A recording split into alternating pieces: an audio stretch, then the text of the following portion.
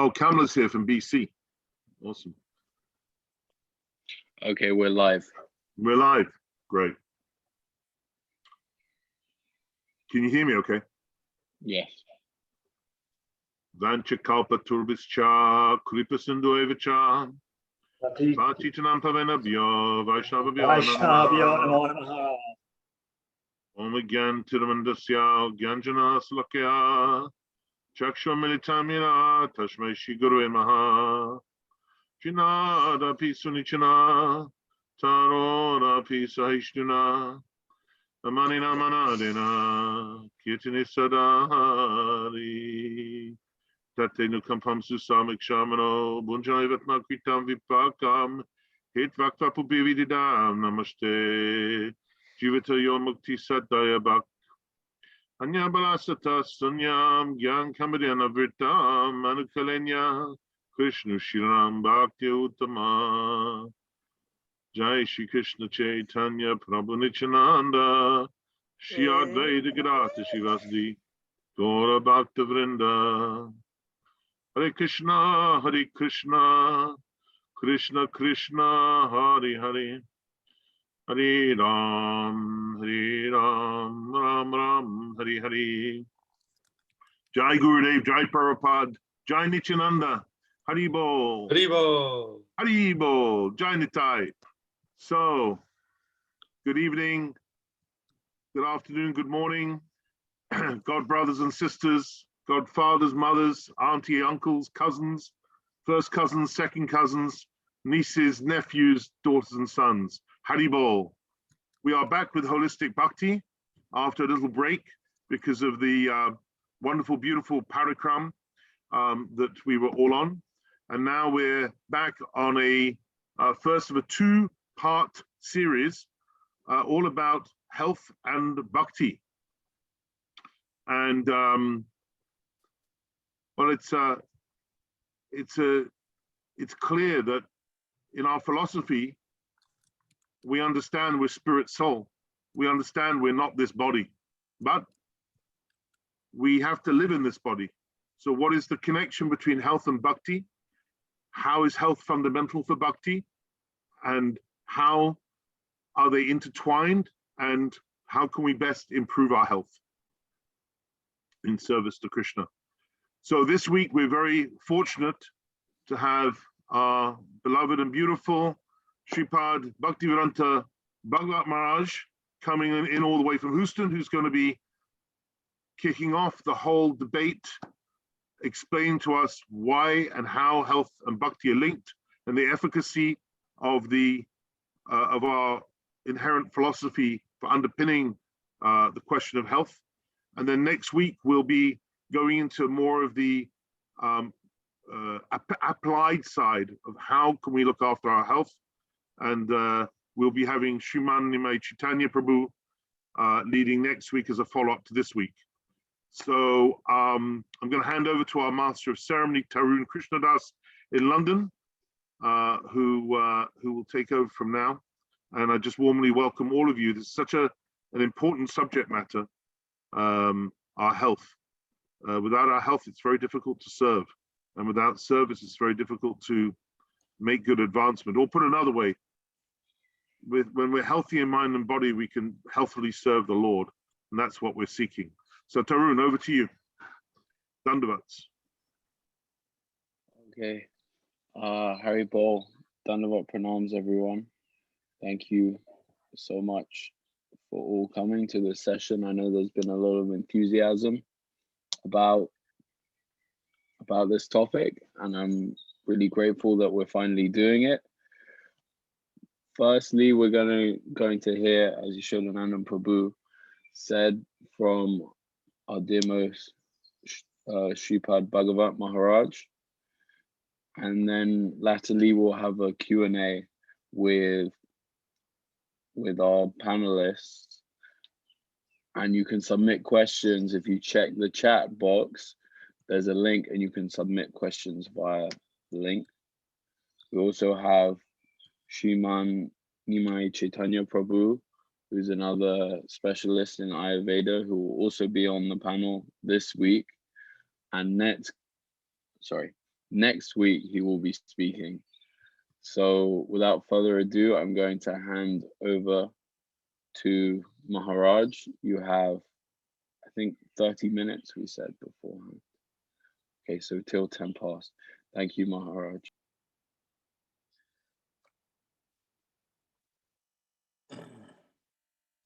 Om Jnanatimidandasya Gyananjana Salakaya Chaksuran Militan Yena Tasmai Sri Gurave Namaha Sri Chaitanya Manavistam Savitan Yena Bhutale Swayam Rupam Kadamaya Dadanti Swapadantikam.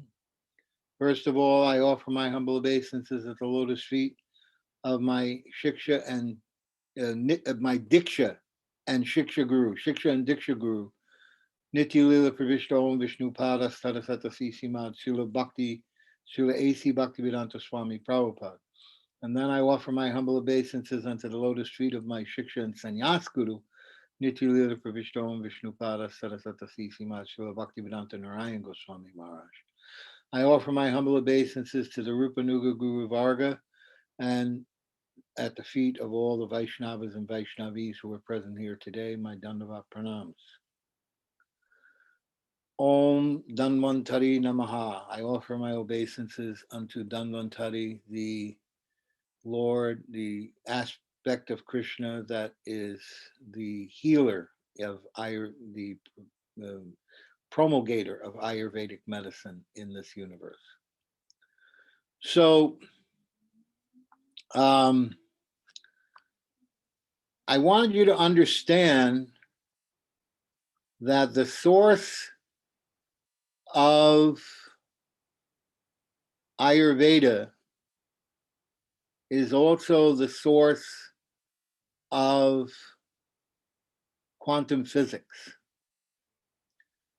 We'll see Werner Heisenberg, who was the winner of the 1932 Nobel Prize in Physics for creating quantum physics, or one of the creators, he wrote, "Quantum theory will not look ridiculous to people who have read the Vedanta." Then Erwin Schrödinger, who won the Nobel Prize in Physics in 1933, the following year, for his contribution to quantum physics, wrote, "The unity and continuity of Vedanta are reflected in the unity and continuity of wave mechanics in quantum physics." And then Dr. Brian David Josephson, who received a Nobel Prize for developing what was called the Josephson effect in quantum physics. He wrote, "The Vedanta and the Sankhya hold the key to the laws of mind and thought process, which are correlated to the quantum field. That is, the operation and distribution of particles at atomic and molecular levels." So here we see that the highest form of mathematics, which is quantum physics, has its roots based in Sankhya Yoga. Okay, Sankhya and Vedanta are two of the darshans. There's 6 darshans. There's Karma Mimamsa, there's Nyaya, which is logic. There's Yoga, Patanjali's Yoga Sutras.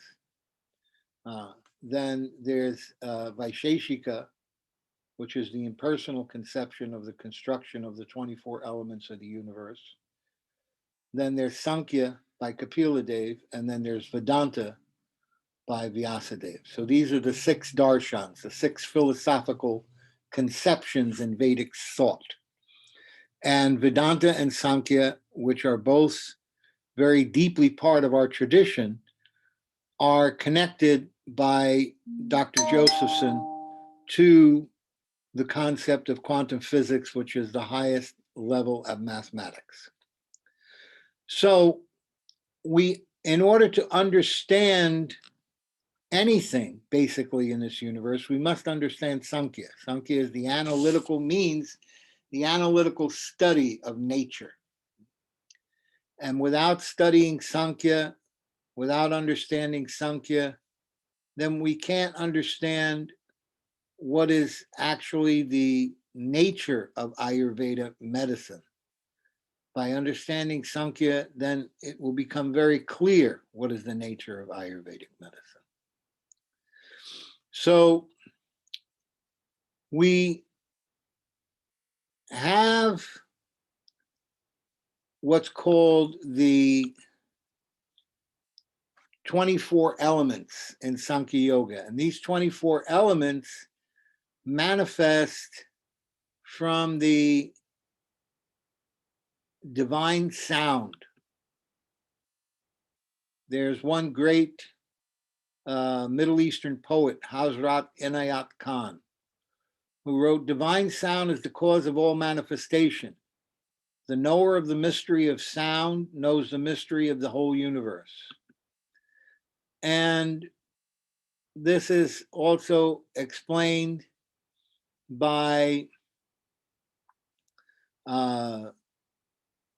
in the Brahma Samhita, where it talks about in the fourth verse says the transcendental Gokula is shaped like the lotus.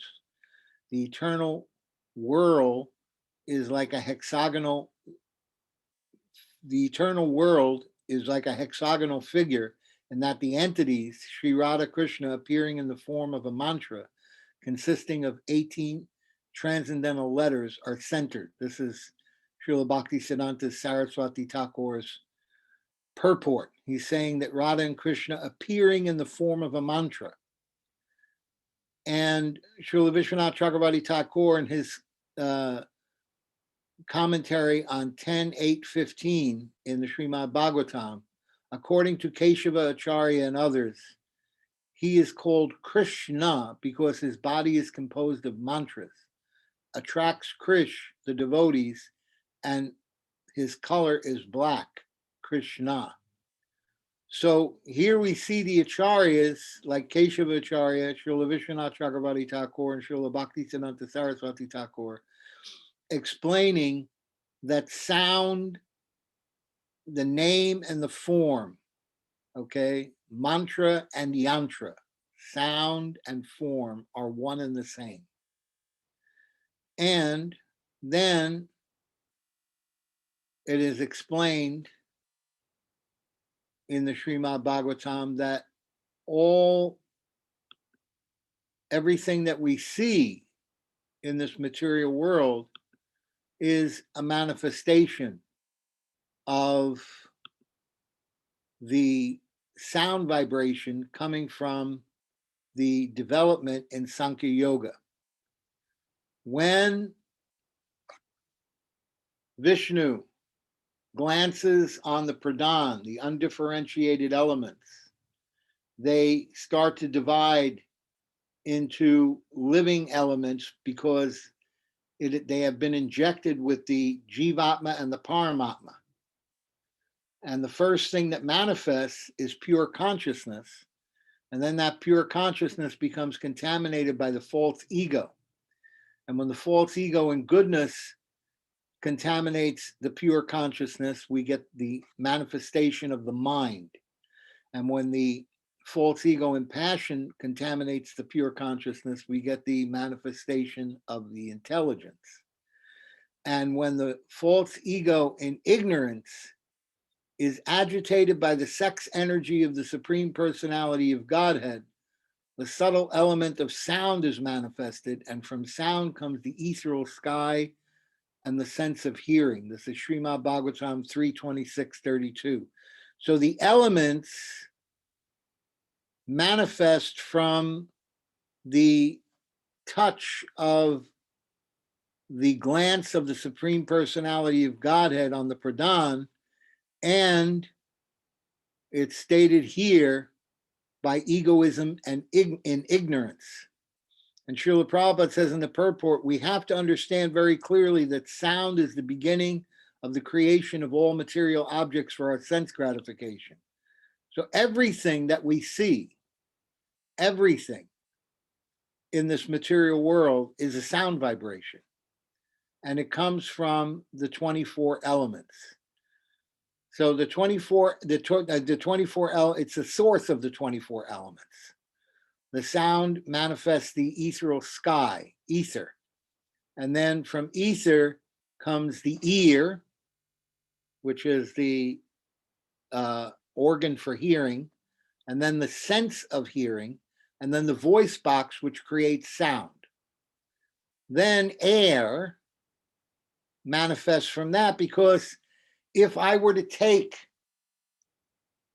put you in a room and I was to extract all the air from the room and there was only space, then you couldn't hear me speak, because air is required to make sound travel. So air comes from ether, and air produces skin. The skin is the organ of touch.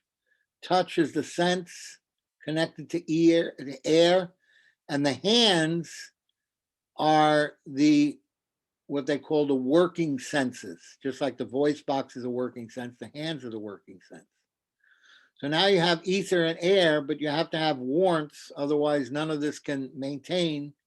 So fire manifests, and from fire we get eyes, because now we can see. So the hands can touch the objects that they're hearing about. And then the sense of seeing, and then the feet and the legs to carry the hands to the items that the eyes are seeing by hearing from the voice box in here. The next thing is water, because you have to control the fire. So water manifests. And from water, we get the tongue. And the tongue is the sense. There's the upper tongue and the lower tongue. So there's the tongue for eating and tasting, and then there's the genital for tasting, sense gratification. And the sense is taste. Two kinds of taste, upper tongue and lower tongue. And then earth is the next element, because you have something to hold all of this, all the elements. And from earth comes the nose, and from the nose comes smell, and the working organ is not the genital, it's the anus. So earth, water, fire, air, and ether are physics. Okay? Ear, skin, eyes, tongue, nose are anatomy. Hearing, touch, seeing, taste, and smell are id. And then voice box, hands, feet, legs, genitals, and anus are anatomy and physiology. So in this way, we have the different elements listed here for what's called the Sankhya Yoga, or the basis of Ayurveda. In Sankhya Yoga, Akash is Sanskrit, ether is English, in physics it's called plasma. In Sankhya it's called Vayu, in English we call it air, and in physics we call it gas. In Sankhya we call it Agni, in English we call it fire, in physics we call it energy. In Sankhya we call it Ap, and in English we call it water, and in physics we call it liquid. And then in Sankhya we call it Prithvi, in English we call it earth, in physics we call it solids. So basically what the Vedic scientists have done is they've taken the 112 different elements of the universe and broken them down into 5, which is solids, liquids, energy, gas, and plasma. The solids are melted by the fire and turned into liquids. The liquids are evaporated by the fire or the energy and turned into gas. The gas is consumed by the fire to feed itself, and plasma is the space in which all of this takes place. So in this way, we get to understand how all of the elements in Vedic science, all the elements in Western science are are broken down into 5 basic elements in Vedic science. Is everyone following this so far? Mm-hmm. Yes? Okay. 5. All right. All right. So now we take those 5 elements and we try to understand them on the basis of Vata, Pitta, and Kapha, which you've heard about. And those are, terms that are very foreign to people. What's a Vata? What's a Pitta? What's a Kapha? We used to make jokes about it sometimes. So let's take a look at it from the energetic point of view. What are the 5 energies? Earth, water, fire, air, ether. So Vata is composed of 2 energies. Vata is composed of ether and air. Pitta is composed of 2 energies, fire and water. Kapha is composed of 2 energies, water and earth. So the 5 elements dominate the 3 doshas, Vata, Pitta, and Kapha. So when you're talking about a person being a Vata, so these things being Vata, Pitta, and Kapha, there's qualities, okay? They're qualities, and the qualities are based on the different elements. There's guru and lagu, heavy and light. So what would be heavy? Earth or kapha. What would be light? Air or vata, guru, lagu. Manda, tikshna, slow is manda, and tikshna, quick and sharp. So what would be slow? Kapha, earth and water. What would be quick and sharp? Pitta, that would be tikshna. Hima, cold. Ushna, hot. So what would be cold? Vata and kapha would be cold because they have no fire. Pitta has fire, so pitta would be hot because pitta is made of fire and water. And vata is made of air and ether, and kapha is made of water and earth. So what's cold and what's hot? Snigdha, unctuous. Unctuous means moist. Ruksha, dry. So what's unctuous and wet and what's dry? So pitta and kapha would be unctuous because they have water element. But vatas would be ruksha or dry. Slakshna, smooth. Kara, rough. So who would be smooth? Who would have smooth? Smooth would be pittas and kaphas because they have the water element to make things smooth. And kara, rough. Who would be rough? Rough would be the vatas because of the air element. We see how the air element is so strong that it actually breaks down the sides of mountains and stones and gradually hews out different patterns in the sides of mountains because of the power of air. And who is the air god? Vayu. Who does he become? Bhima, the strongest. Sandra, solid. Drava, liquid. So what's solid? Earth. And what's liquid? Pitta is liquid. And earth, kapha, is also liquid because it has water.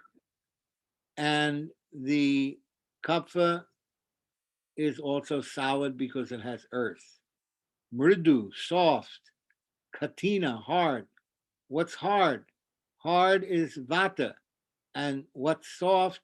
Mridu, kapha, and pitta. Stable and mobile. What's stable? Stable is kapha because of earth. And what's mobile? Vata and sometimes pitta because water is mobile. Shukshma, subtle. Stula, gross. So vata would be subtle and kapha would be gross because it has earth. Vishada, non-slimy. Pichila, slimy. So what would be non-slimy or dry, rough? That Vishada, that would be Vata, because there's no water, there's no fluid, and the earth and the Kapha and the Pitta would be slimy, wet. So we see here that we have these different qualities that go with each one of the doshas, 20 different qualities, and they're opposites. Now, you take a look at who you are.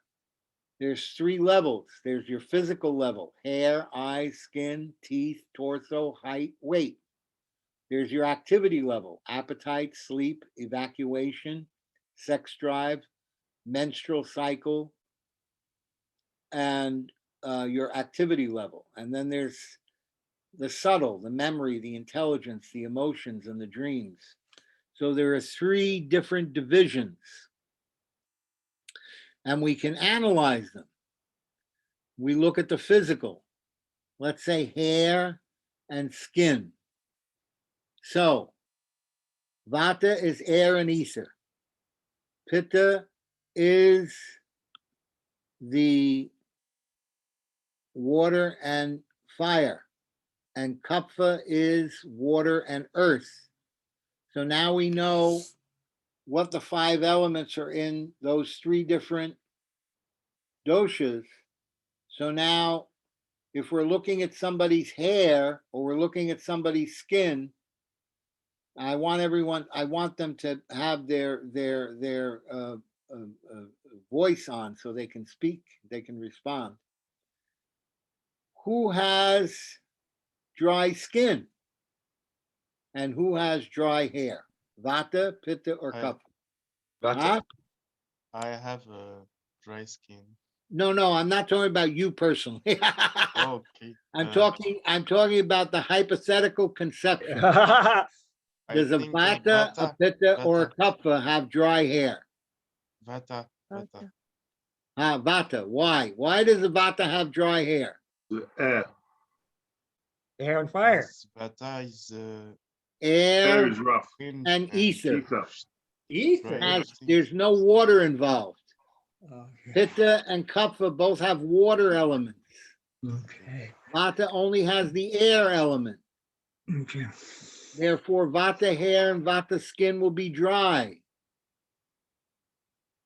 Does this make sense to you? Yes, Maharaj. Which skin will be warm to the touch and which skin will be cold to the touch? Pitta skin will be warm. Pitta warm.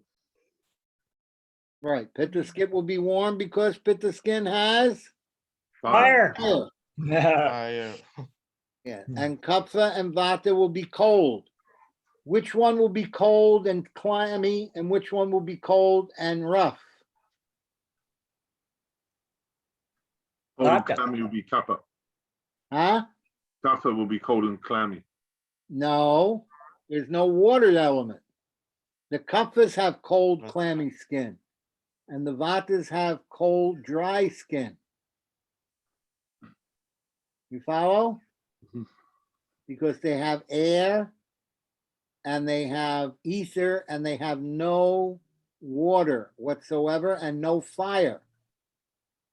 The Kaphas have water and earth, so they have moisture, but it's cold moisture. Therefore, the result is that the skin becomes cold but clammy because of the wetness. Does this make sense to everyone? Do you follow how this works? Yeah. Yes. Very good. So now we look at appetite.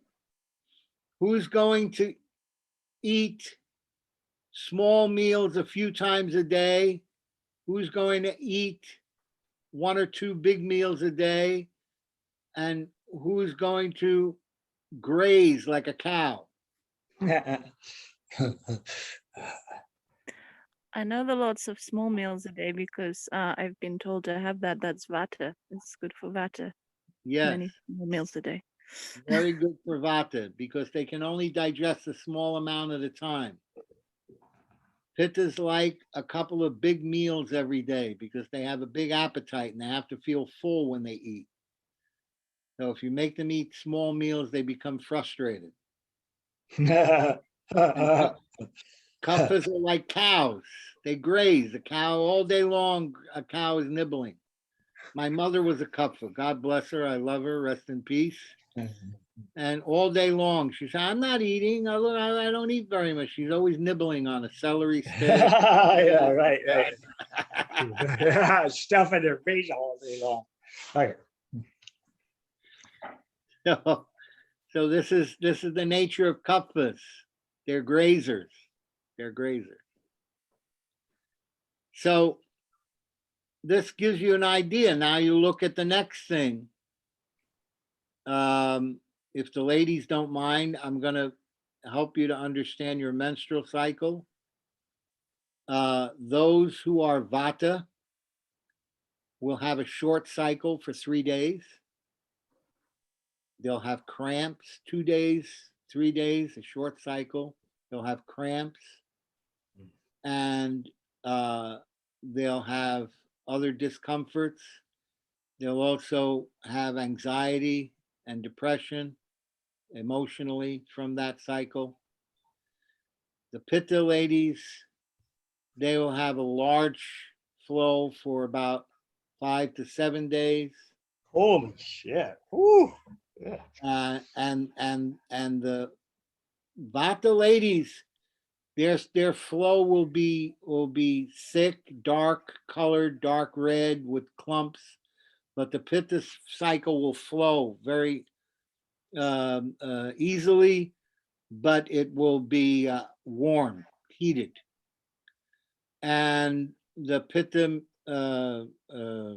PMS will be very, don't get in my way, otherwise I'm going to hit you with an axe.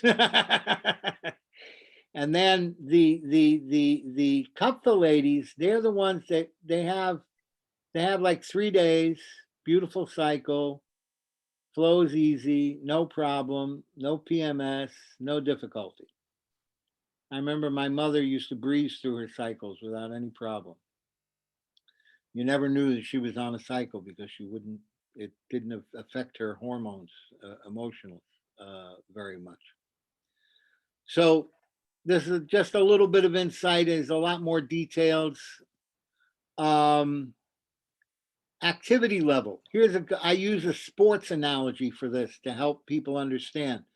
The vatas are like the basketball players. They got long legs, long arms. This is their torso build. Their build is long legs and long arms, shorter torso, and they run, jump, and fly in the air, but their activity level goes for about 15 minutes. The pittas have short legs and long torsos, and their activity level is more like tennis. They're not a team player. The pittas are, my ego against your ego. And the kaphas, they don't like activity. They're short torso, short legs, broad shoulders, big chest, thick neck, and their activity level is basically to sit and play checkers. They don't move much. So this gives you a little bit of an idea of the different natures of the level of activity and the height and the weight and the torso. And then we have memory. Let's look at now the subtle things, memory and intelligence. So the vatas are the ones who study for the test the night before. They pass it with flying colors, and a week or two later, they don't remember anything. That's vata. Pittas, they get it the first time and they keep it. And they remember it always. Kapphas, they have to read the page 10 times. After reading it 10 times, it becomes clear to them, and then they won't lose it. the Pittas have quick memories. They remember and they maintain their memories. Kapphas have good long-term memory and they have poor short-term memory. Vatas have good short-term memory, but poor long-term memory. Intelligence. The Vata's intelligence is creative. You see our Shamarani, how she's built. Very Vata, very cold all the time, dry skin, thin structure, small structure, very waif-like. But look at the creativity. Brilliant, brilliant creativity. The intelligence of the people who are Vata is very creative. Very, very creative. Pittas are organizers, managers. Like my former son, Nishringa, he's organizing a men's group. He organizes Gita classes every week. He's an organizer. He's a mover. He's a shaker. He makes things happen.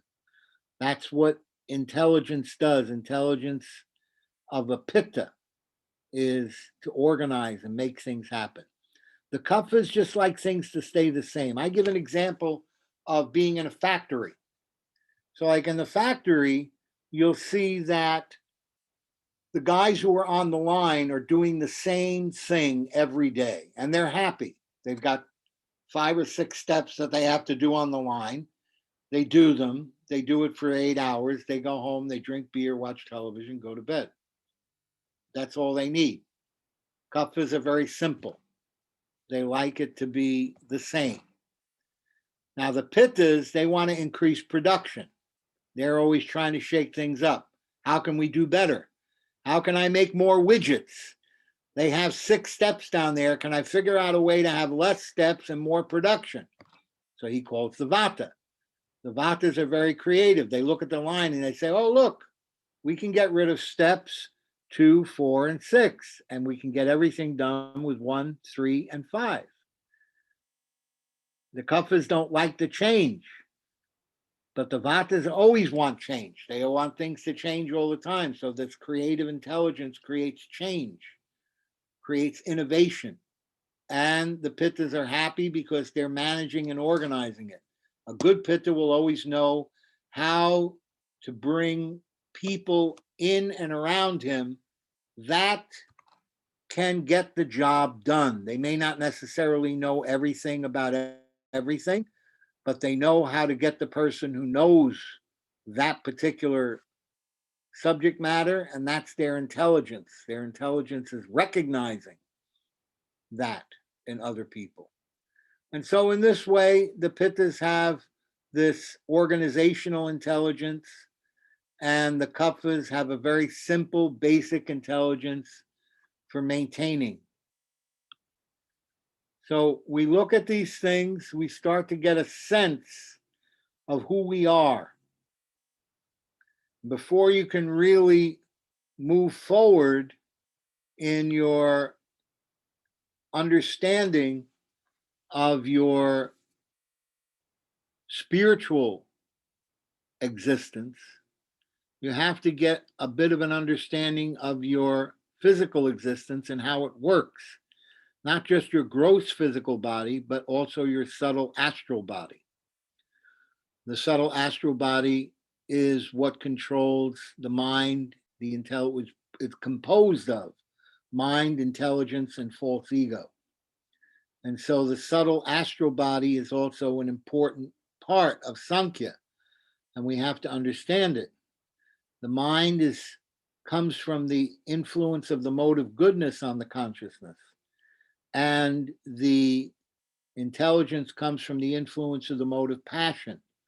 Okay, mode of passion is Brahma, creative. Mode of goodness is Vishnu, maintaining. So it's like a software program. One person creates the software program, that's the intelligence. But then once the software program is functioning, it maintains the computer, and the computer functions sitting on that software program, based on that software program. So similarly, the process of bhakti is a process of creating that state of Shuddha Sattva, pure goodness, pure consciousness, and then putting yourself in drive, and then letting the software maintain that consciousness so that you're always maintained in Shuddha Sattva. So the subtle body, the gross body and the subtle body are connected. We have the gross body, which is earth, water, fire, air, and ether. We have the subtle body, which is mind, intelligence, and false ego. Connecting the two, okay?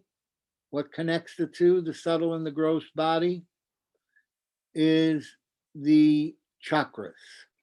We have 7 chakras. And one chakra at the base is called the Muladhara. And then we have the Swadhisthana just below the navel. And then above the navel in the abdomen, we have the Manipur chakra. And then in the heart, we have the Anhat chakra. And then we have the Vishuddha chakra in the throat. And then we have the Agna chakra in the third eye. And then we have the Sahasra chakra at the crown of the head. And so in this way, we have 7 chakras. Those are 7 major. There's actually 115 chakras in your body, but these are the 7 major chakras that we're dealing with, okay? And those chakras connect the subtle body with the gross body. And this, by balancing yourself through Ayurveda, then these and yoga, using yoga and Ayurveda to balance yourself, the chakras will be balanced, and your communication between your subtle body and your gross body will function more smoothly. And the thing that facilitates this the easiest is the chanting, because the chanting is the sound vibration, which is the source of all other sound vibrations. Srila Prabhupada talks about this in the Srimad Bhagavatam in his purport, and he says, it is stated in the Vedanta Sutra that sound is the origin of all objects of material possession, and that by sound one can also dissolve this material existence. Anavritti Shabdat means liberation by sound. The entire material manifestation began from sound, and sound can also end the material entanglement if it has a particular potency. The particular sound capable of doing this is the transcendental vibration of Hare Krishna. This is Prabhupada's purport 326:32. Very, very important. I'm looking at some of the quotes there. Excuse me. All right. So the sound vibration of the Hare Krishna Maha Mantra automatically will create this balance. The more we chant and associate with the transcendental sound vibration from the lips of the sadhus, the more we'll get balance.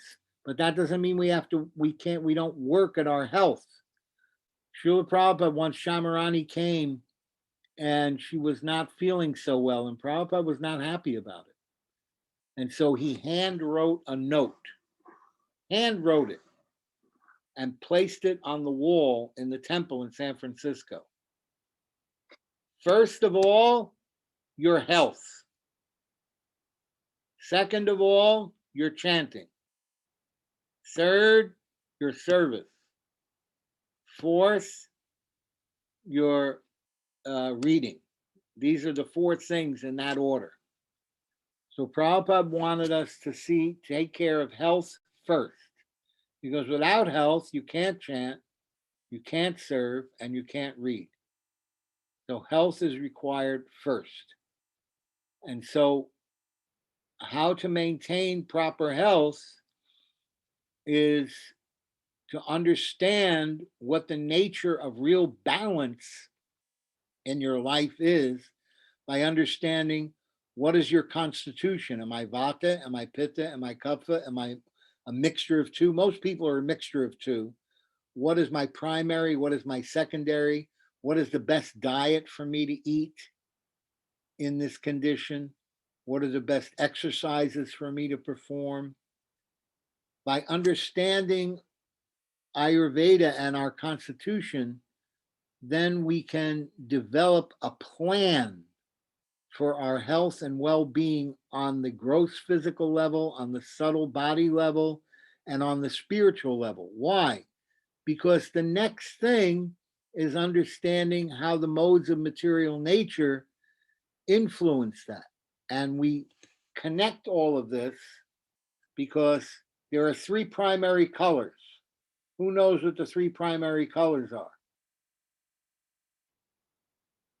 Blue, Red, yellow, green. red, yellow, and blue. Red, yellow, and blue. So, Vata, Pitta, and Kapha. Which one is blue? Kappa. Correct. Or yeah. Kapha is blue. Which one would be red? Pitta. And then yellow. No, Pitta is not red. Vata is red because Vata is the active one. Pitta is the intelligence. The radiance. Yes, yellow. Okay, so now we see those three. Now look at the modes of nature. Which is the primary color connected with Tamagun? Blue. Which is the primary color connected with Rajagun, passion? Red.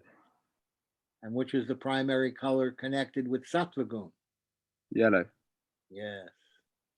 So now we're connecting the three modes of material nature with the three doshas. And we can see how we balance ourselves in the modes of material nature by balancing our doshas. Very, very important. It doesn't mean that if you're Vata, you can't be in the mode of goodness. You can, by inviting a significant amount of Pitta into your body, which will help elevate you to that point. And that if you're too lethargic in Kapha, then you add enough Vata and Pitta to make you both energetic and sharper in your study of scripture and your activity. But at the same time, we have to understand that we have our natures, just like we have Sudras, Vaishyas, Kshatriyas, and Brahmins. And we don't ask the different personalities to act in the capacity of one of the other Varnas. Rather, what we do is we try to allow each person to be successful in their particular Varna. So similarly, a balanced Kapha, a balanced Pitta, or a balanced Vata can more easily deal with the modes of material nature than someone who is imbalanced in any one of those or any combination of those. Does this make sense to you? That needs more clarification, Maharaj, what you mean by imbalance and balance. Okay, if there's too much Kapha, then there's too much inertia. If there's too much Pitta, then there's too much arrogance and pride. If there's too much Vata, then there's too much chaos. Right. Because the air creates, so you get a lot of activity, but you're not getting anything done. Or you get a lot of organization, but at the cost of everyone's emotional well-being in Pitta. Yes, we're going to do this. We're going to do that. What's the matter with you? You can't do it. You got to do it. And then with an imbalance of Kapha, we get inertia. I can't do it. I can't do anything. I'm tired. I'm unable. You follow the points? So with the imbalances of the modes of material, with the imbalance of the doshas, we also become overwhelmed by the modes of material nature. And so a person who is vata and very passionate, very deeply in the modes of passion, and trying to create more wealth, more power, more influence, more money, et cetera, et cetera, et cetera, thinking that this is the goal of life, will have a chaotic life. And a person who wants power and control as a pitta, instead of using his intelligence to enlighten people, he'll seem very smart. Oh, these are good ideas. He's got great ideas. But how he implements the ideas by force, then this becomes arrogance. A really good pitta will be able to win people over and get them to accept the ideas in a way that they want to be better society, better organized, better, et cetera, et cetera. So the modes of material nature and those doshas, they connect. And if there's too much of Rajagun with a vata, too much of an imbalance of Raja with Sattva with a Pitta, and a Pitta becomes angry and arrogant. If there's too much Tamagun with a Kapha, he becomes inert. He becomes lazy, incompetent. So that just like you have a mixture of the different doshas, you can have a mixture of the modes of material nature. There's actually, Prabhupada explained, there's 83 different combinations. 81 different combinations. It's written somewhere. I don't have it offhand. I didn't think about talking about that today, but there's 81 different combinations of the modes of material nature. So like this. I think that's 3 to the power of 3. That's why. Right. 3 to the power of 3. Exactly. But it's written out somewhere how the combinations work themselves out. Yeah. And it's very interesting to study that. I've got it written down somewhere in my files. I don't remember it off my top of my head. When you say combinations, so like goodness, yeah. or you're right. There's goodness, kapha. and there's goodness and passion and ignorance, and then passion and ignorance and goodness, and different ones will predominate in first place, second place, and third place, like that. I'll look for it in my file. I'll send it to you, DeSoto. I got it somewhere in my files. So very interesting. Yeah, Prabhupada, he says it in the third canto, 29th chapter, verse 11 or 12 in the purport. He explains there's 3 modes of material nature, and then he says there times 3 is 9, and then times 3 is 27, times 3 is 81. He keeps timing it by 3. It's there in the purport. 3, 29, 11, or 12. Okay. So now I've been speaking for about 40 minutes, 45 minutes. I started at 1:40 and it's 2:30. So I've given you a basic understanding of Sankhya Yoga and how Vata, Pitta, Kapha work, how they interact with the modes of material nature. Now I need questions so I can help clarify any misunderstanding.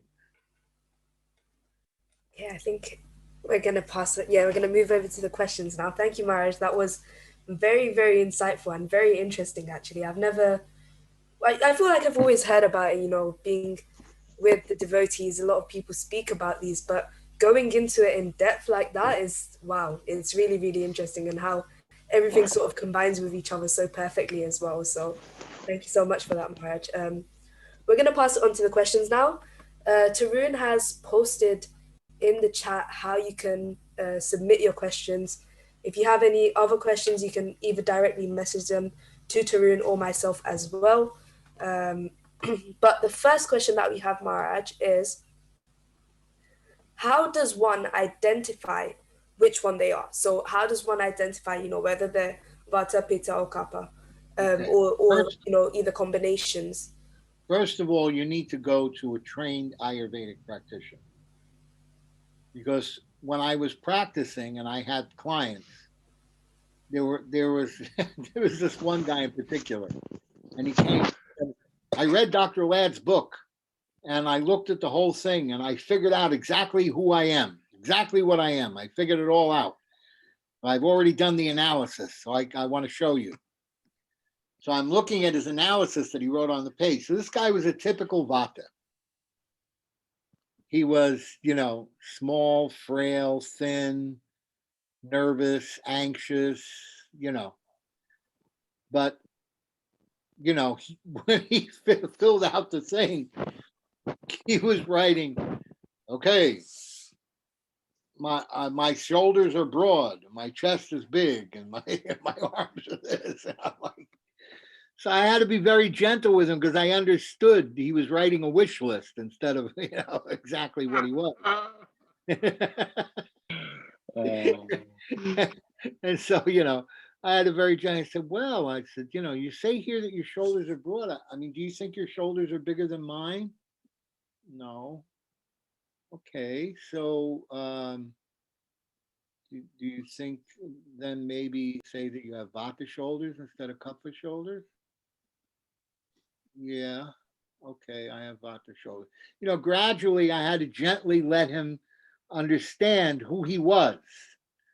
And of course, this is more typical of a Vata person, although a Pitta person with, you know, an intense ego could come in and say, yeah, I've done it. I'm Pitta. I'm 100% Pitta. I'm completely Pitta. And on one level, he probably is if he's got that much ego. But you have to be able to deal with the Pitta and the Vata. So my suggestion is you have a tendency. It's innate in each and every one of us to turn the analysis into a wish list on some level. And so to get a proper identification, you need an observation from a person who's divested from your emotional investment in who you are, and who can, from a professional perspective, analyze your body and tell you this is what you are, and this is your mental and physical nature, and your Vata or Vata Pitta or Pitta Kapha or whatever, you know. You understand? Does that make sense? That makes a lot of sense. Thank you, Maharaj. I was just wondering if Nimai Prabhu, you want to add something. Nimai Prabhu, are you there? Nimai. You just have to unmute yourself.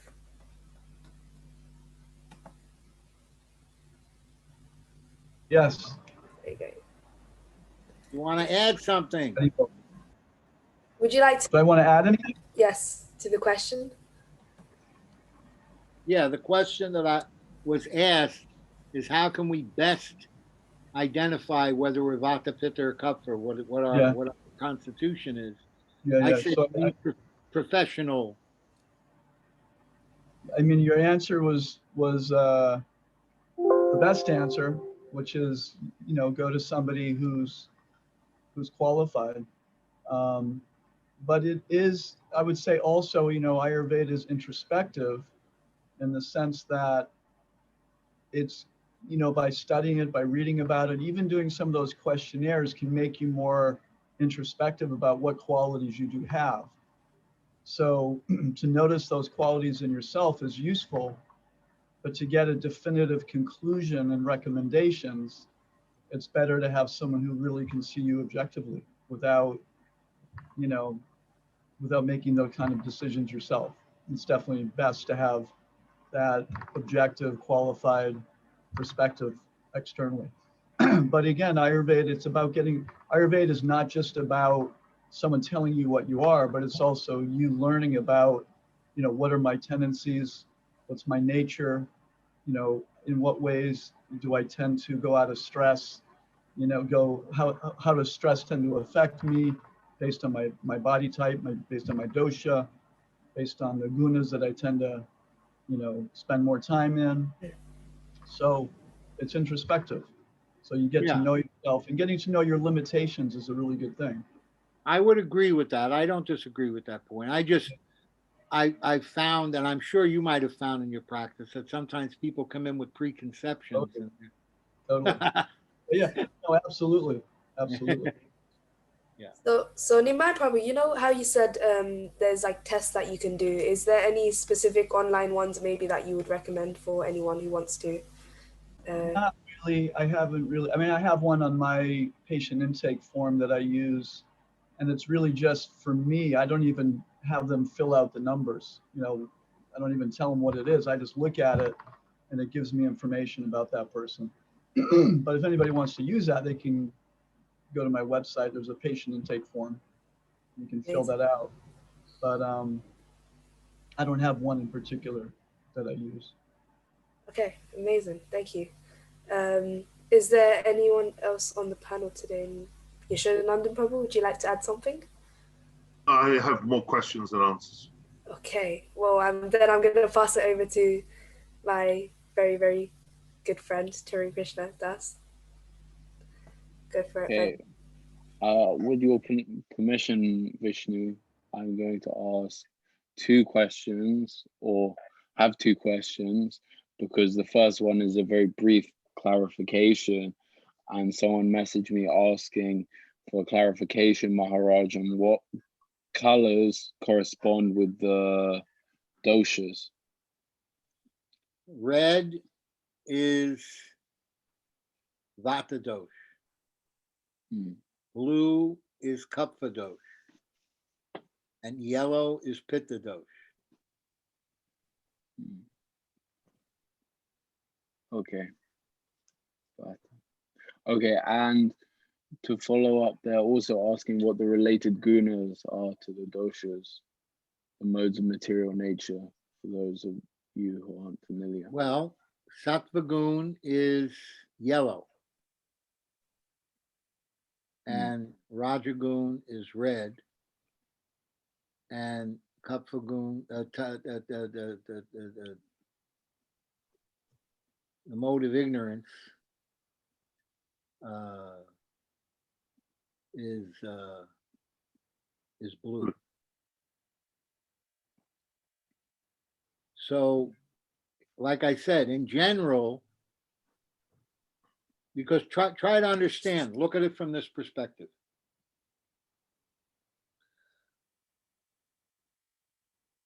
You look at a Vata person, and you'll see that a lot of the emotional qualities of a Vata person appear to be very sattvic. Vata people try to, they're very joyful and creative, and they like to create a sense of unity and family and friendship amongst people. You look at somebody like John Lennon, very Vata person, a person who was looking for universal love and friendship amongst people.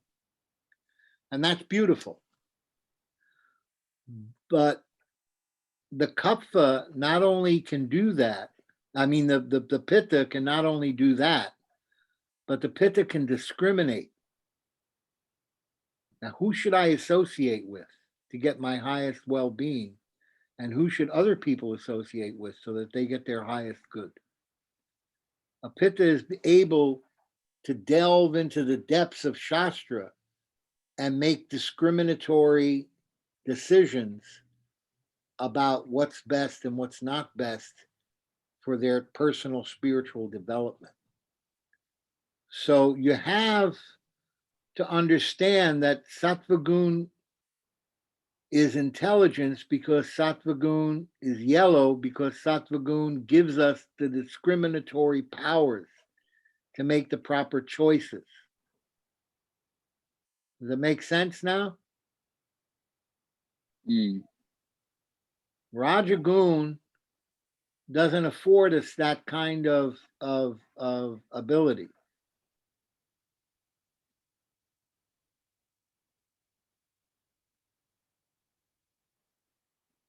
And Vatas are more attached to Rajagun than Sattvagun. Yeah, it's kind of, it feels counterintuitive, because I would have thought Pitta would be more Rajagun. I know, you would think that, wouldn't you? It took me time. It took me time to figure that out personally. I'll be honest with you. But the way you're describing Pitta there is more the discriminatory powers of a knife, like cutting through like a knife. Right. And that's the point. Yeah. Vata is too chaotic to do that. Right, which is very much Rajagun. You end up in frustration. Right. Where Pitta, flailing around. Yeah. They can cut through, they can discriminate, and they can cut through what's useless and what's not. But it's not like we're one or the other, right? We're a combination. We're usually a combination, yes. Right. So because I think I'm getting the sense that the audience is thinking, oh, I'm either Kapha, Pitta, or no. But it's not like that. No, it's not like that. You're usually a combination. Sometimes your gross physical body is one thing and your subtle body is another, like your memory and your intelligence and your emotion. Right. Sometimes it's the opposite way, you know, one is Pitta and one is Vata, one is Kapha and one is Pitta, you know. And sometimes there's a little bit of both in each, the physical and the subtle body.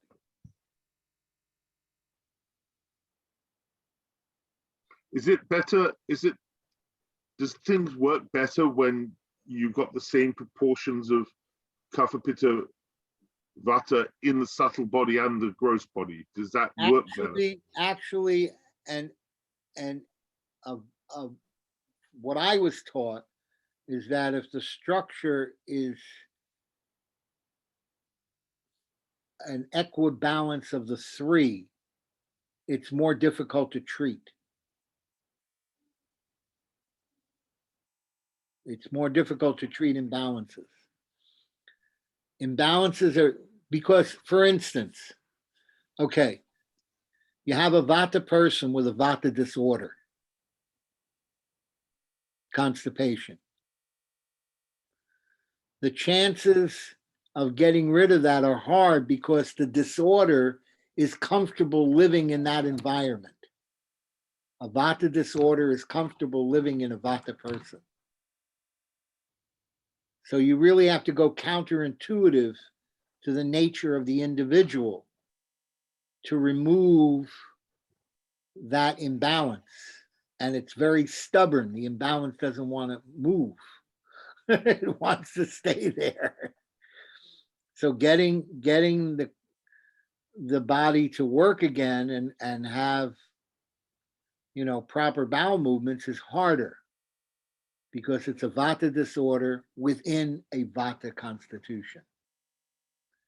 So when you have an equibalanced constitution, then every disorder is hard to move. Okay.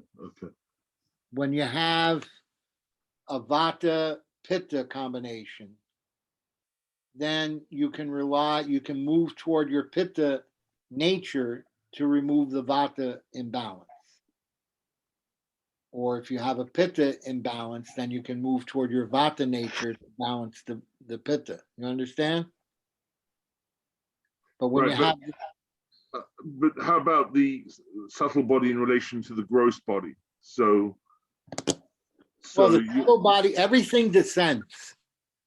Everything descends. That's the thing about disease. Disease begins in the subtle body. Say something was stolen from your home and it was something very valuable to you and you don't have it anymore. And it's heartbreaking and you don't digest the event.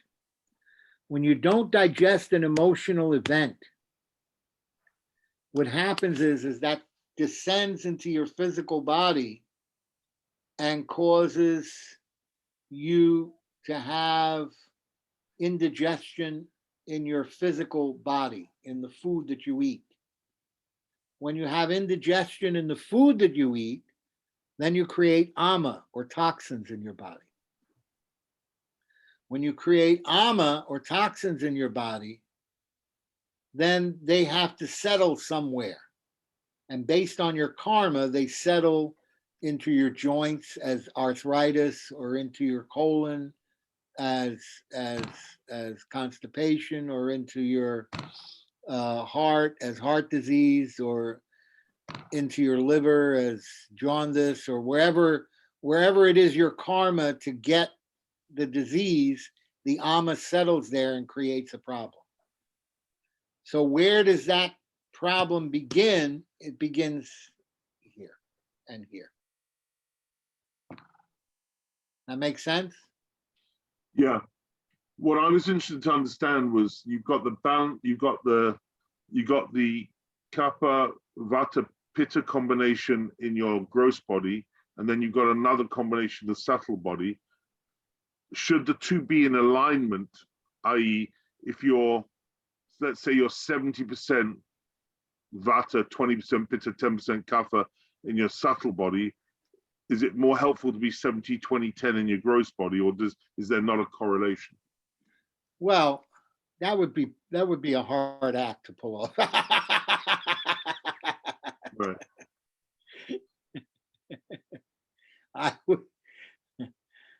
That would be an unusual constitution. Oh, the combo. Yeah, that just reveals I don't know what I'm talking about. So. But what I'm trying to say is there if you have a disequilibrium between subtle and gross in the percentage, does that cause problems? It can. Right. Any disequilibrium can cause problems. Any excess vata, pitta, or kapha in your body can cause problems. But if you're a pitta dominant person and vata secondary, and you have a vata disorder like constipation, it's easier to get rid of it because your nature is to be pitta, which is to have frequent bowel movements. By the way, just as you're able to understand the natures of vata, pitta, and kapha women by their menstrual cycle, you can understand men by their bowel movement. Those who are constipated are more vata. Those who have frequent loose stools are pitta. And those who have one big log a day are kaphas. So that's how you understand if you're looking to really identify the major constitution of the body in a woman, I want to know about their menstrual cycle. If I'm looking to identify the major constitution in a man, I want to know their bowel movement. This is why I say you can do self introspection like Nimai Chaitanya says. I don't have any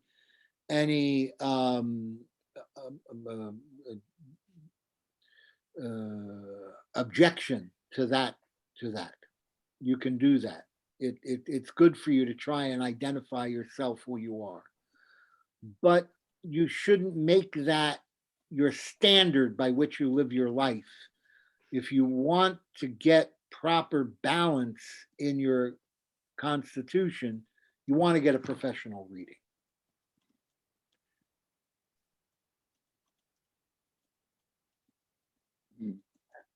Does it make sense what I'm saying? Yeah. Makes a lot of sense. Maharaj, a few people are interested in the process that you would go through as a professional in identifying what dosha or what dosha someone falls into.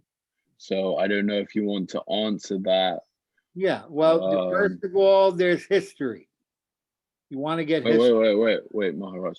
Do you want to explain it, or do you want to also demonstrate it? We could do it with myself, and Vishnu Priya as well, briefly, if it's time appropriate, depending. How are you going to do that, the two of you? I don't understand. Are you in the same No, room? you would do it for myself.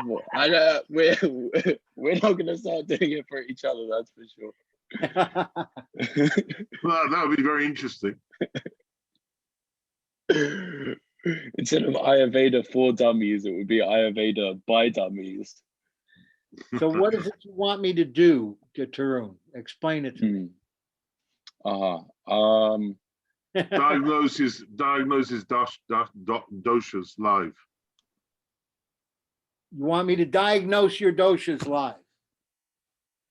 Okay. Yeah, we could try that. Okay. You have to understand, there's the history. There's the constitutional. Okay, Taruni. There's the history, then there's the constitutional assessment, and then there's the pulse reading. The pulse reading is very important. That's obvious. I can't read your pulses. You're across the pond. So, but we can do some history, and constitutional conception. So, like, for instance, we talked about, the nature of your skin and your hair, okay? Remember? All right. So, let me get the, who am I? Okay. So let's look at the hair first. So your hair is blonde, right? Yep. Is it oily or is it dry? He's oily. Oily. It's blonde color. It's oily. You have, what is your age now? 23. 23. Okay. All right. So we could say that your hair, being soft, fine, blonde, and oily, is pitta. That's what we see. Okay. Now, what about your skin? Is your skin dry or oily? At the moment, it's dry. Okay. All right. So you have a seasonal drying at this particular season of the year. Okay. And that's reasonable because the winter season is a time of the year in which the pitta is expurgated from your body. It's like you see the trees, right? When fall comes, the trees turn yellow, red, and orange. That's the pitta being flushed out of the tree into the leaves. And then the leaves turn brown, vata, and they fall. And then in the spring, the pitta returns and they become green. So just based on this, I can tell that there's probably a combination of pitta and vata in your constitution. So funny, Maharaj, because last night someone was just explaining to me how I'm a kapha.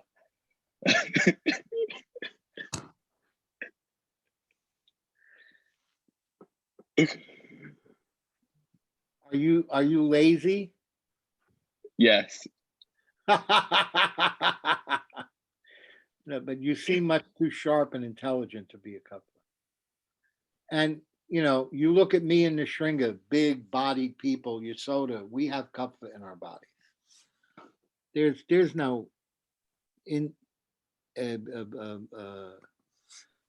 Kappas also have short, thick necks, broad shoulders, big round chest. Where is that in your structure? I don't understand. Where this is why I'm saying you need to go to a professional. I think he just wants to graze all day. That's what he's saying.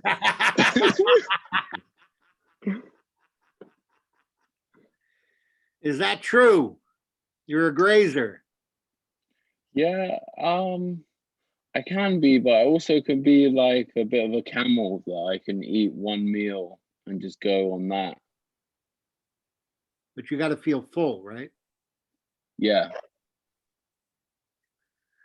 And what about you, Vishnu Priya? What's your hair like? My hair, as you can see, very dark. Yeah. Is it oily? Yeah, some from time to time gets oily. It gets greasy quite fast. So yes. Okay. And you have big, large white teeth, which is very Kapha. Great. And your eyes, you have large whites to your eyes, which is also an indication of Kapha.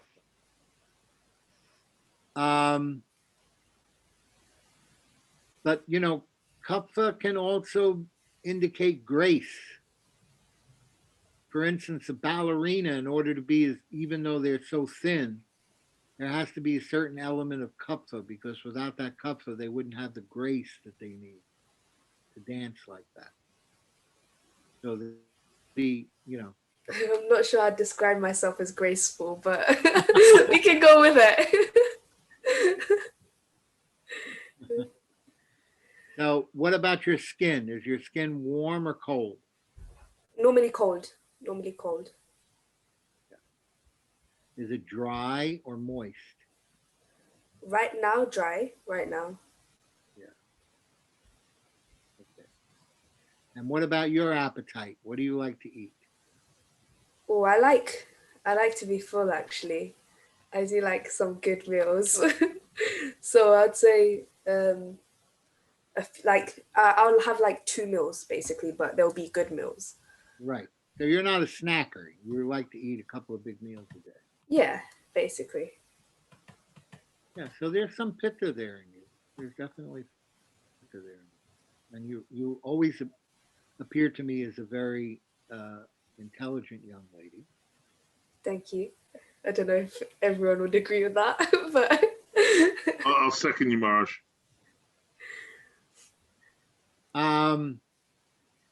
You know, I'm not going to do this with you here in public, but I would be able to understand better what your nature is if I had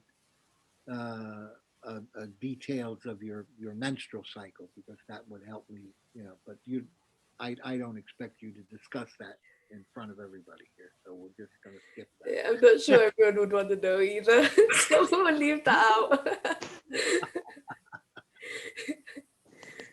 But tendency to how the functions of your intelligence. You have a tendency to be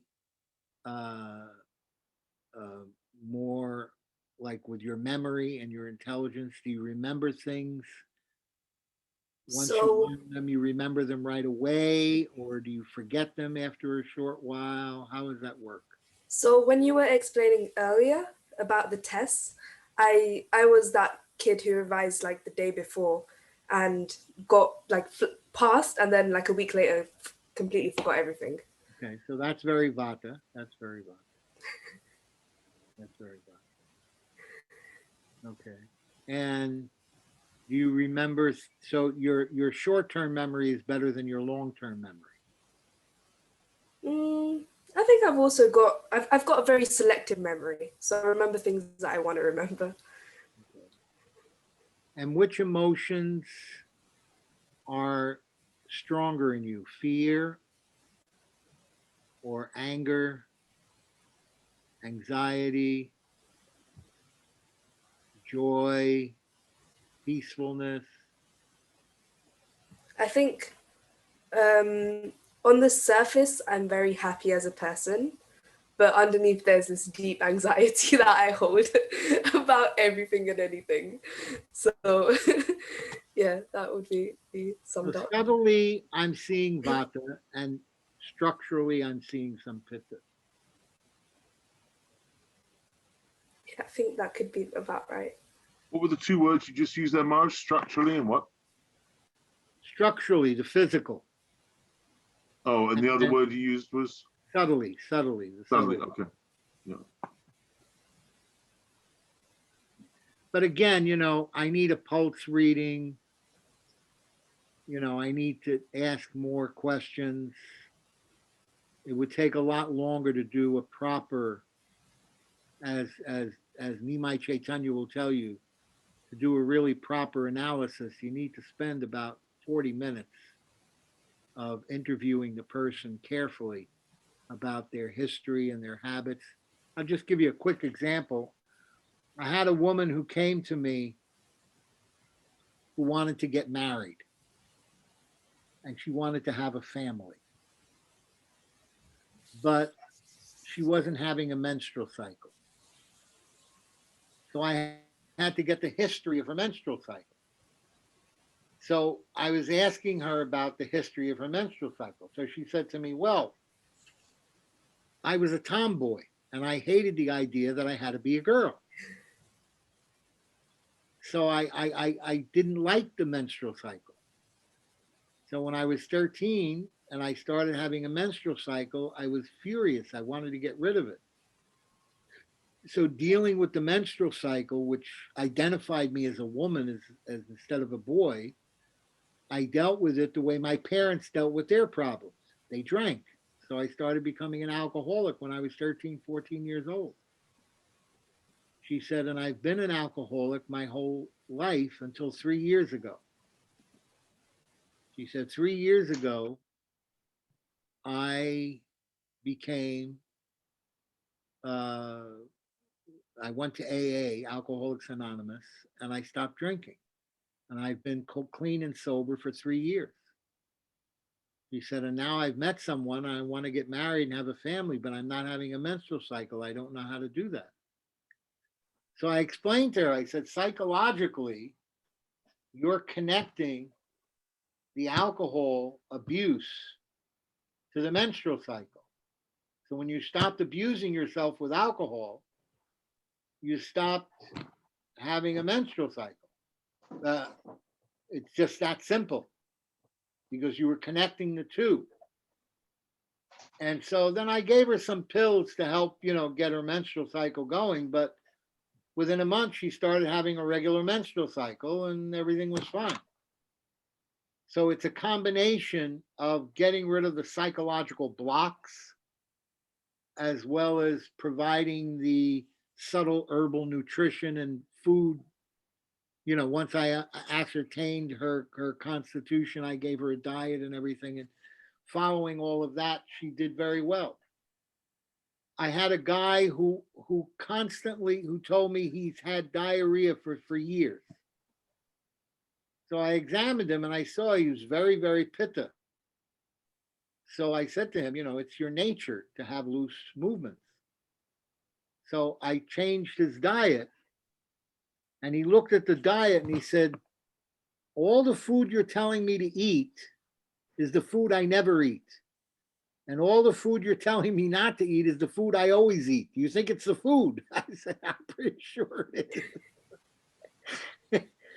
So I gave him that and I gave him some herbs and stuff. And he had a normal bowel movement. So, but I had the ability of doing his pulses and everything in person. So, if this COVID thing ends at some point, I'll come to England and I'll stay with Yasoda and everyone can come to my house and I'll to his house and I'll do your reading. That has excited me a lot. I was just thinking in my head, oh, where can I go and get this done? But Oh, as you soon could as also ask, what's her name? Achuta Priya? Hmm. Achuta Priya's there. Isn't she based in? Dandavat pranams, Maharaj. There she is. There she is. You can ask Dandavat her. pranams. Very, very good presentation. Well done. You can talk to Ariadna Landman. She is a professional Ayurvedic doctor, 5 years in India. wow, incredible. Wow, we definitely need to exchange some sort of details so we can be in contact more. Yeah. Yeah, If you're absolutely. comfortable I'll be with happy a to keep in woman, touch.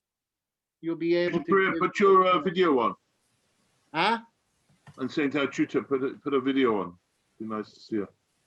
Oh, I'm not quite ready. Oh, okay. Apologies. It's late. It's Okay. 9:09 in the evening after a Okay. very, very long day. All right, no problem. Next Okay. time. Yeah, so, I didn't know you were on the call, Achuta. I joined in late, but I wanted to hear, even if it just a little. Yeah. So you can go and see her, Vishnu Priya, and she can help you. She's Definitely, very I need to do qualified. that. Yeah. Thank you so much. Where are you based? Achuta Priya? Really? I'm based in Bath, near Bristol. Ah, okay. I've been doing online consultations since the pandemic started. But of course, it is a lot easier to do a constitution assessment meeting face to face. Yeah, that makes a big difference. Yeah, maybe you could make a day of it in London one day. Go to somebody's house, and then people could come over and visit you. Yes, I do that sometimes. Yeah, that's a good idea. I I'll feel be happy to contribute someday in the future as well, if you're still interested to run some brief further introduction to Ayurveda. If you have any other questions, or for women's health, I did have a chat with Hare Krishna Das Prabhu about it. Yeah, this Yeah, is we're going definitely to stuff. get in touch about the following session with you at Achuta Priya, all being well. Yeah, sure But thing. we'll discuss that later. I've given you the philosophical underpinnings of how this works. People like Achuta Priya and Nimai Chaitanya, who are in practice right now and seeing patients, can give you a practical application of how to deal with this. So you should defer to them in that area. I'm a little rusty in all these things. I'm just remembering with my pitta. I remember. Aaron, I have a question. Me? I have a question, but do you have any other questions, Tarun? Or is anyone else? Well, I No, was no, gonna ask a question, just Go following. for it, Vishnu. Now that you identified mine and Tarun's doshas, or where we would sort of be situated according to the limited resources that we have right now, as in not being in person, is it possible to enhance the different doshas, or is it the whole change it? process of balancing your dosha? You go back to the elements, okay? So say you have a very vata dominant dosha. So you always have dry, scaly skin, rough skin, and dry hair, and so many difficulties, and this kind of thing. So then how do we deal with that for your nature? So there's a diet of foods that you should be eating that doesn't increase the vata in your body. You understand? Right. That's very, very important. You should avoid, just off the top of my head, you look at the foods. Okay, you look at kale, collards, all these greens. What happens? These are things that grow up and out. So what is this? This is air. This is vata. If you eat those things, you're going to increase your vata. You look at A zucchini. It's a heavy, wet thing that sits on the ground. So what is that? That's kapha, earth and water. You should be eating zucchinis, not kale. You understand? Right. You have to know what to eat for your constitution in terms of the vegetables, the fruits, the nuts, everything. You have to understand what's best for your constitution. And then you eat the appropriate foods. You also have to know about your sleeping. Like a Vata person, when they want to sleep, they need to get complete quiet. A Vata person cannot fall asleep if there's not absolute quiet. It's dark. There's no sounds. There's no light. There's no disturbance. They're warm under the covers. Everything has to be just right. And then they can fall asleep. And if a fly comes in the room and makes noise, they wake up. Because Vatas have very subtle sleep natures.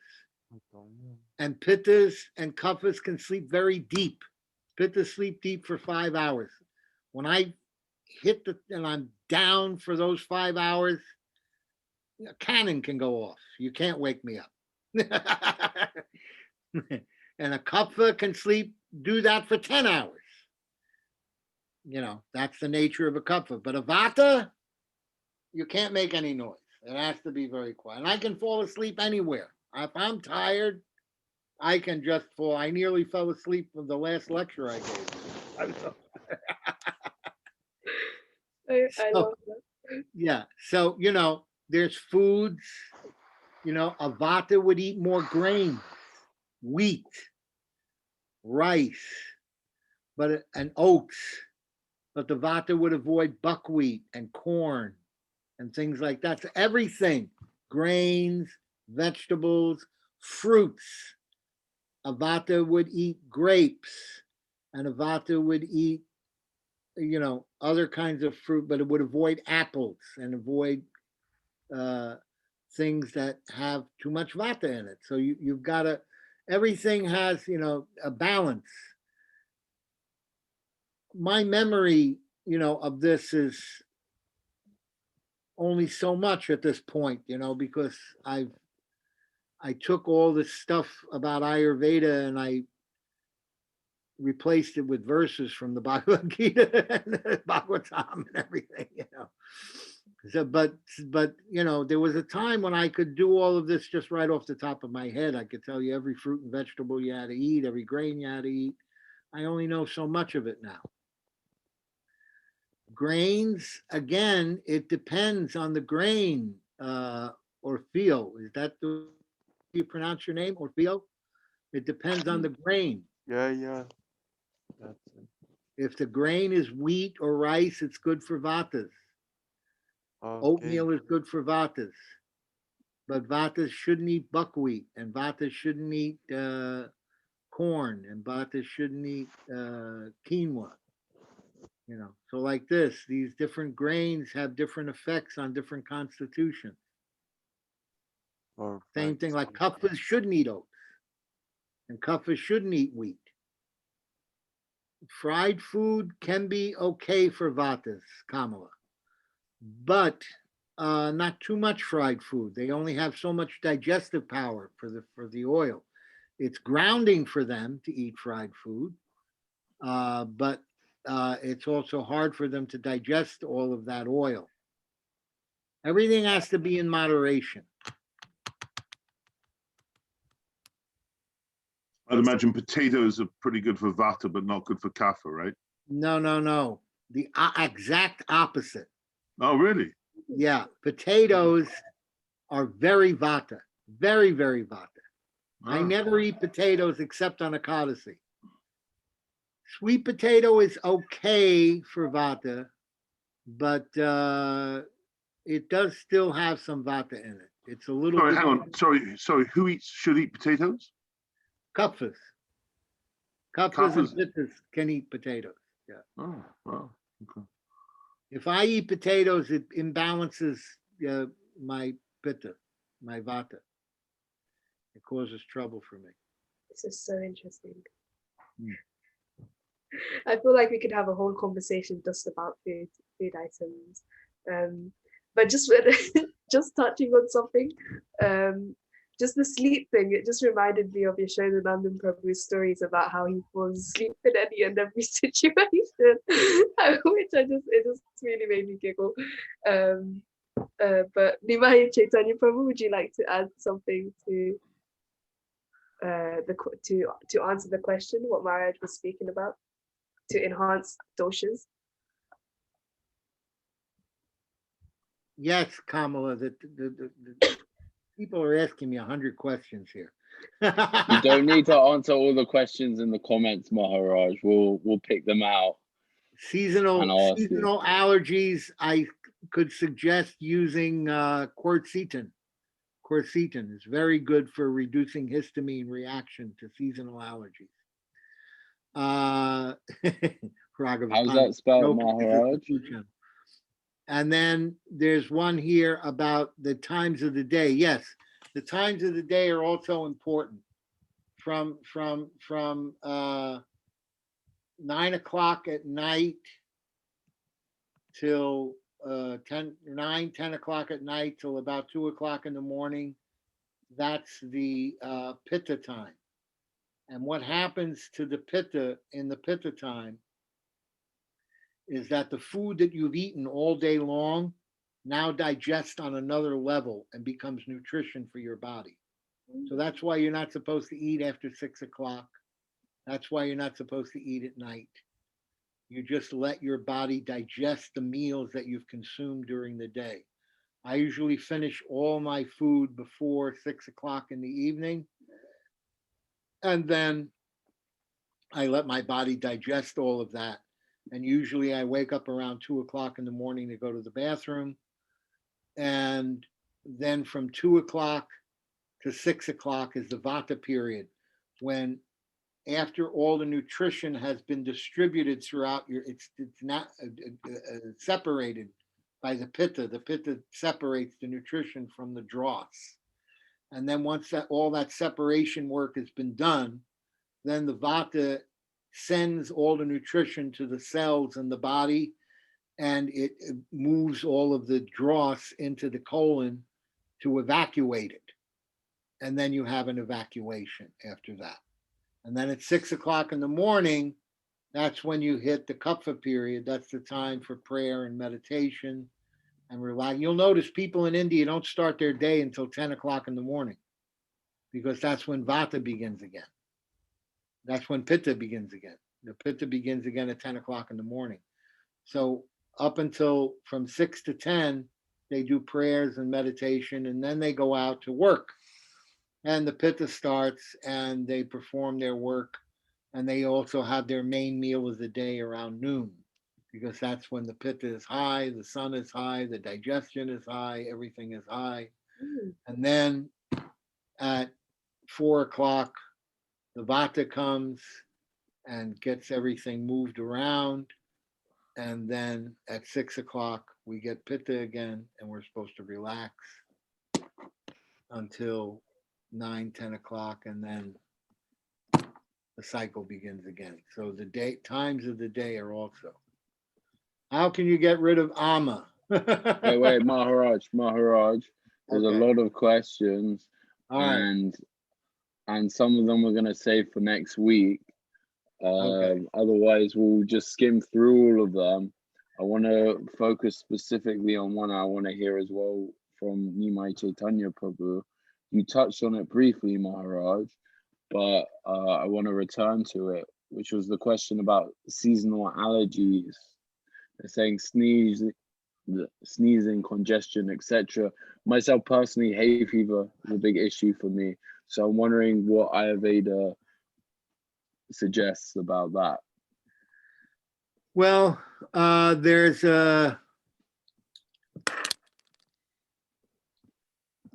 Sito Palati Churna. That's the one that they suggest. Sito Palati Churna. Is that correct, Achyuta Priya? Sito Palati Churna? Yes, Sitapaladi churna can be quite good for cases of hay fever. But somebody asked about ama. The first thing I would look at is what could be causing the hay fever.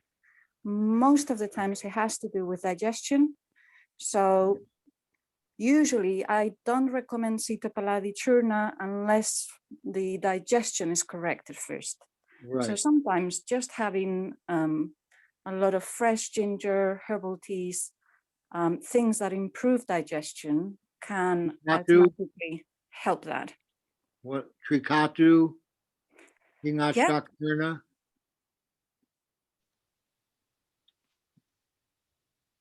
Western people have a tendency to like to take pills. Yeah.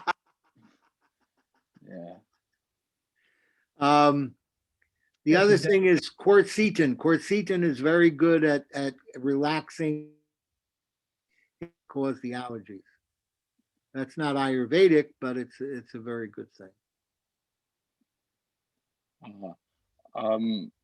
Nimai, do you want to add something else? Yeah, I was just gonna say that, you know, allergies typically, you know, it's like a damp condition.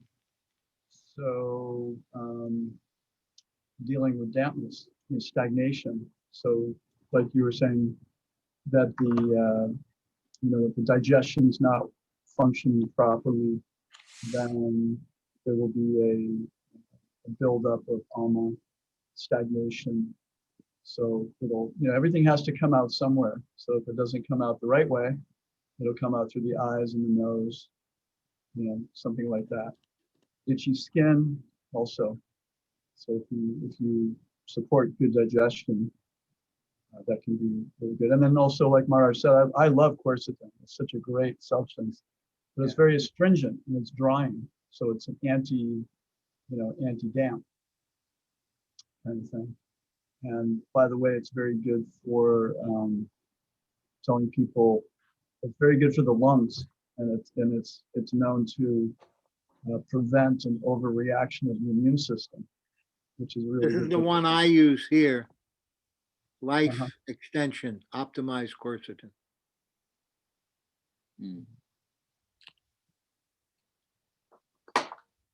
I was thinking, Mark, you were saying before about potatoes, you know, for kapha, but then of course in ISKCON, we have garunga potatoes with all kinds of cheese and dairy on top. Well, that's different. Then again, when you add the dairy, now you. Joking. Yeah, oh, kind of funny. how to spell it? Quercetin. QUERCETIN.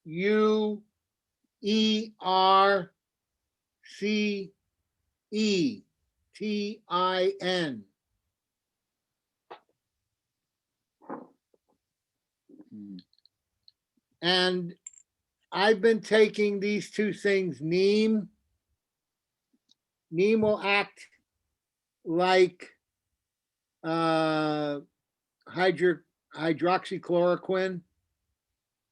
It gets rid of malaria like hydroxychloroquine, and it also works on